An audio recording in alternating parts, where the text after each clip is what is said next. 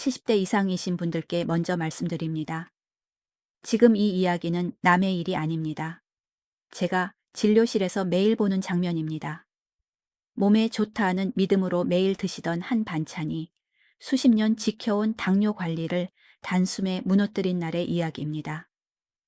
74세 김모 어르신 이야기입니다. 이분은 혈당 관리 모범생이었습니다. 약도 규칙적으로 드셨고 단 음식도 피하셨습니다. 그런데 어느 날부터 공복 혈당이 이유 없이 튀기 시작했습니다. 의사 선생님, 요즘 더 조심하는데 왜 이러죠? 저는 식단을 다시 물었습니다. 그때 어르신이 말했습니다. 매일 먹는 반찬 하나는 꼭 챙깁니다. 예전부터 몸에 좋다 해서요. 그 반찬이 문제였습니다. 하루 이틀도 아니고 수년간 매일 드신 반찬이었습니다.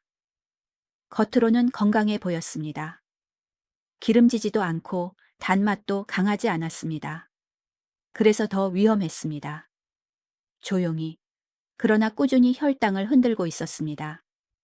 어느 날은 발끝이 저리다고 하셨고, 어느 날은 글자가 흐릿하다고 하셨습니다. 검사 결과는 냉정했습니다.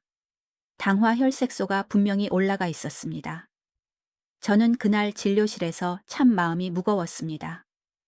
선생님 말을 좀 더 일찍 들을걸요. 이 말, 저는 너무 자주 듣습니다.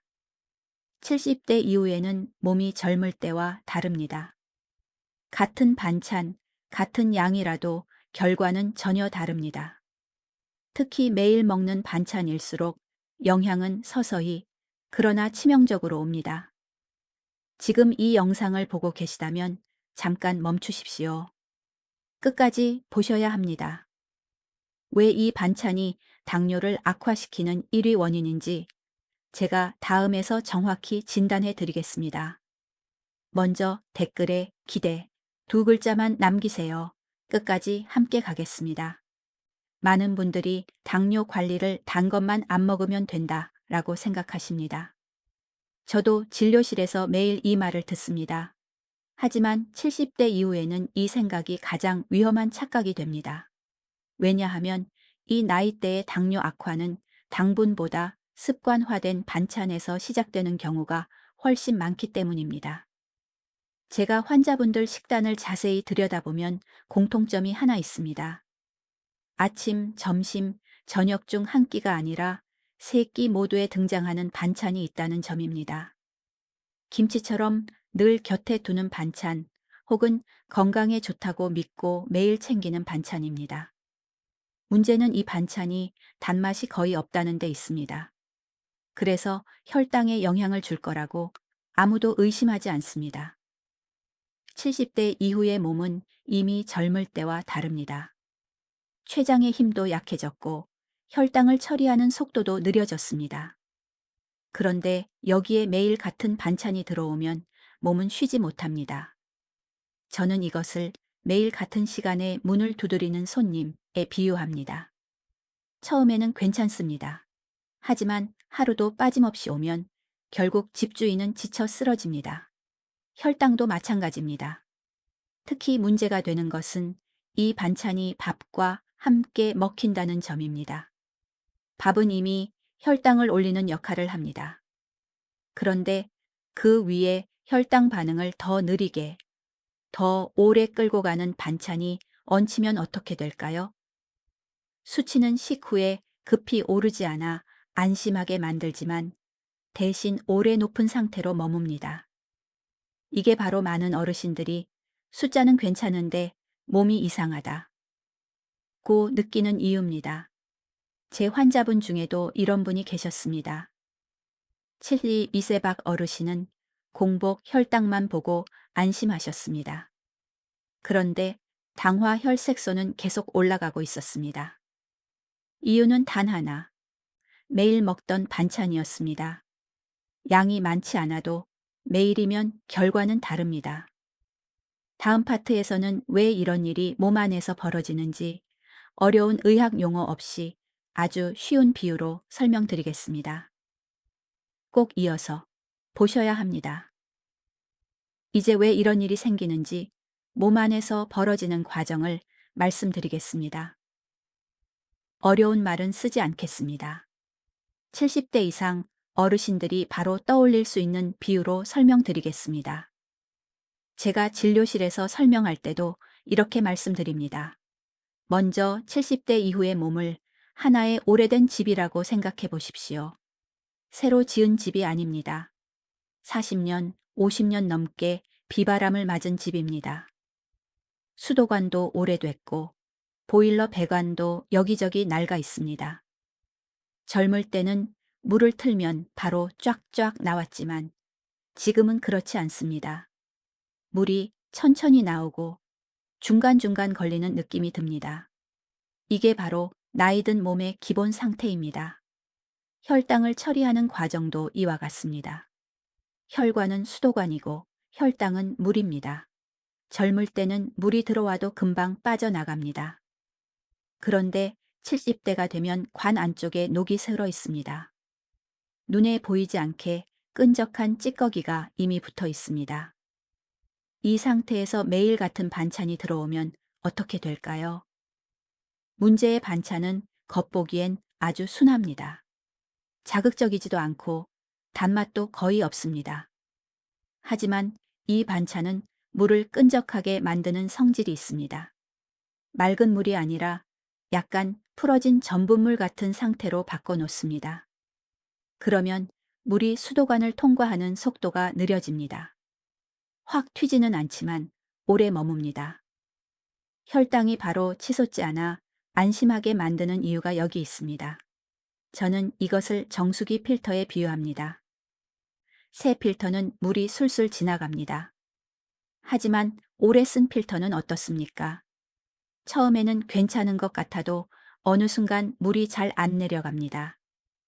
이 반찬은 필터에 계속 미세한 찌꺼기를 남깁니다. 하루 이틀이면 티가 안 납니다. 하지만 매일이면 다릅니다. 1년, 3년, 5년이 지나면 필터는 거의 막힌 상태가 됩니다. 또 하나의 비유를 드리겠습니다. 논에 물을 대는 모습을 떠올려 보십시오. 논바닥이 건강하면 물이 고르게 퍼졌다가 빠집니다. 그런데 바닥이 굳고 갈라져 있으면 물이 고였다가 한쪽에만 남습니다. 70대의 혈당 조절 능력은 이미 갈라진 논과 같습니다. 여기에 물을 오래 붙잡아 두는 반찬이 들어오면 혈당은 빠질 줄을 모릅니다. 그래서 이런 일이 생깁니다. 공복 혈당은 그럭저럭 괜찮습니다. 병원 오기 전날 저녁엔 수치가 내려간 것처럼 보입니다. 하지만 하루 전체를 보면 혈당이 높은 상태로 오래 머뭅니다. 이게 바로 발 저림, 눈 침침함, 이유 없는 피로로 나타납니다. 숫자보다 먼저 몸이 신호를 보내는 이유입니다. 다음 파트에서는 많은 분들이 아직도 믿고 계신 잘못된 생각들, 이건 괜찮다, 조금은 약으로 잡으면 된다는 오해를 하나씩 깨드리겠습니다. 여기서 멈추시면 안 됩니다. 이제 꼭 짚고 넘어가야 할 오해들이 있습니다. 제가 진료실에서 가장 많이 듣는 말들이기도 합니다. 이 오해들 때문에 당뇨가 조용히, 그러나 확실하게 악화됩니다. 첫 번째 오해입니다. 전통 반찬인데 설마 문제 있겠어요? 이 말 정말 많이 듣습니다. 오래전부터 먹어왔고 부모 세대도 드셨다는 이유로 안전하다고 믿으십니다. 하지만 저는 늘 말씀드립니다. 전통과 안전은 다릅니다. 예전에는 밥 양도 적었고 하루 종일 몸을 써서 움직였습니다. 지금은 상황이 완전히 다릅니다. 같은 반찬이라도 지금의 생활, 지금의 몸에는 부담이 됩니다.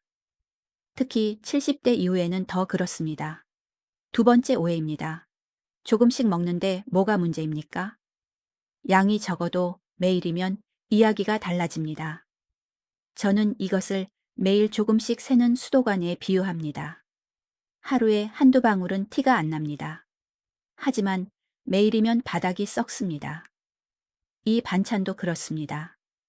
한 번에 혈당을 폭발시키지는 않지만 매일 혈당을 붙잡아 두는 역할을 합니다. 그래서 더 무섭습니다. 조용하기 때문입니다. 세 번째 오해입니다. 약 먹고 있으니 괜찮죠? 이 생각이 가장 위험합니다. 약은 도와주는 역할이지 모든 걸 대신해 주지 않습니다. 약을 먹고도 당화 혈색소가 오르는 분들, 제가 정말 많이 봅니다. 그분들 대부분이 식단에서 같은 실수를 반복하고 계십니다. 약으로 눌러놓고 반찬으로 다시 올리는 상황입니다. 이렇게 되면 약은 점점 늘어나고 몸은 더 지쳐갑니다. 네 번째 오해입니다. 혈당 수치 괜찮다는데요. 공복 혈당 하나만 보고 안심하시는 분들이 많습니다. 하지만 당뇨는 하루 전체의 흐름이 중요합니다. 이 반찬은 혈당을 천천히 오래 붙잡아 둡니다. 병원 검사 시간에는 괜찮아 보이지만 집에 돌아가면 몸은 계속 높은 혈당에 노출됩니다. 그래서 손발 저림, 시야 흐림 같은 증상이 먼저 옵니다. 마지막으로 꼭 말씀드리고 싶은 오해가 있습니다. 남들도 다 먹어요. 남의 몸은 남의 몸입니다. 70대 이후에는 개인차가 아주 큽니다. 같은 반찬을 먹어도 어떤 분은 버티고 어떤 분은 바로 무너집니다. 저는 의사로서 버틴다는 말 자체가 이미 위험 신호라고 봅니다. 버티는 동안 몸은 계속 손상되고 있기 때문입니다. 이제 중요한 질문이 남았습니다. 그렇다면 오늘부터 무엇을 어떻게 바꿔야 할까요? 다음 파트에서는 제가 실제로 환자분들께 안내하는 구체적인 식사 원칙과 하루 실천법을 하나하나 알려드리겠습니다. 이 부분은 메모를 하셔야 합니다. 이제 가장 중요한 부분입니다. 여기서는 이론이 아니라 제가 실제로 환자분들께 그대로 드리는 지침을 말씀드립니다. 어렵지 않습니다. 하지만 정확히 지키셔야 합니다. 지금 가능하시면 종이와 펜을 준비하시거나 화면을 캡처해 두십시오. 먼저 가장 기본 원칙부터 말씀드리겠습니다. 문제의 반찬은 매일에서 가끔으로 바꿔야 합니다. 완전히 끊지 못해도 괜찮습니다. 70대 이후에는 극단적인 금지가 오히려 스트레스가 됩니다. 다만 매일은 절대 안 됩니다. 저는 보통 일주일에 1, 2번, 그것도 소량을 기준으로 잡습니다. 이 원칙 하나만 지켜도 혈당 흐름이 눈에 띄게 달라집니다. 이제 하루를 나눠서 말씀드리겠습니다. 아침입니다. 아침에는 혈당이 가장 민감합니다. 밤새 쉬고 있던 수도관에 갑자기 물을 틀어대는 시간입니다. 이때 문제의 반찬을 곁들이면 혈당은 하루 종일 끈적하게 남습니다. 아침에는 반드시 단순한 구성으로 드십시오. 밥량은 평소의 70% 정도로 줄이고 반찬은 자극 없는 단백질 한 가지와 데친 채소 위주로 하십시오. 이 반찬은 아침 식탁에서 빼는 것이 원칙입니다. 점심입니다.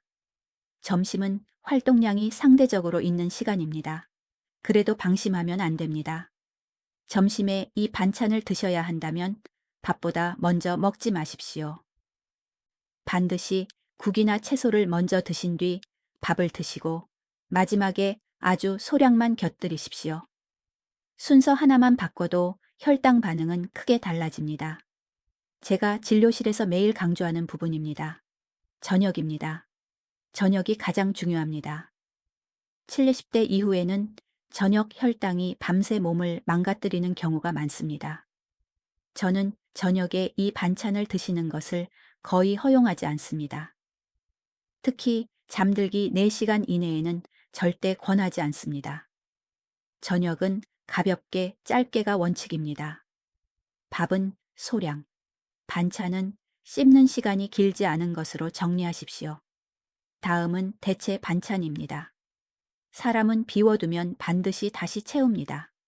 그래서 대체가 중요합니다. 이 반찬을 줄이는 대신 씹는 맛은 있지만 혈당에 부담이 적은 반찬을 넣으십시오. 예를 들면 부드럽게 익힌 두부, 계란찜, 기름 없이 볶은 버섯, 물에 데쳐 양념을 최소화한 나물류가 좋습니다. 핵심은 입은 심심하지 않게, 혈당은 조용히입니다. 그리고 꼭 지켜야 할 속도 원칙이 있습니다.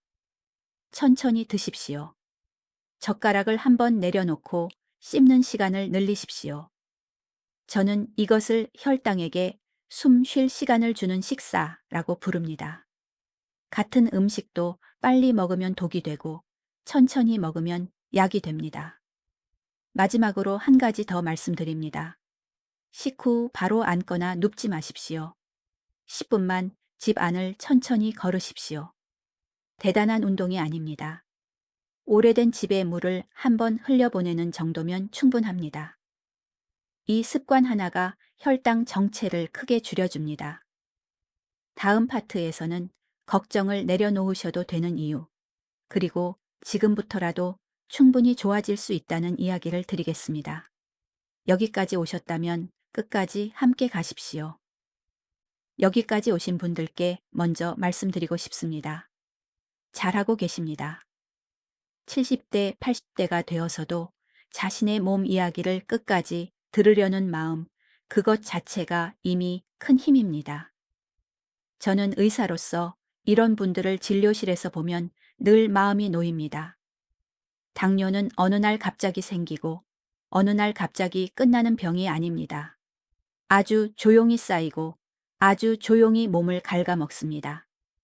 그래서 더 무섭습니다.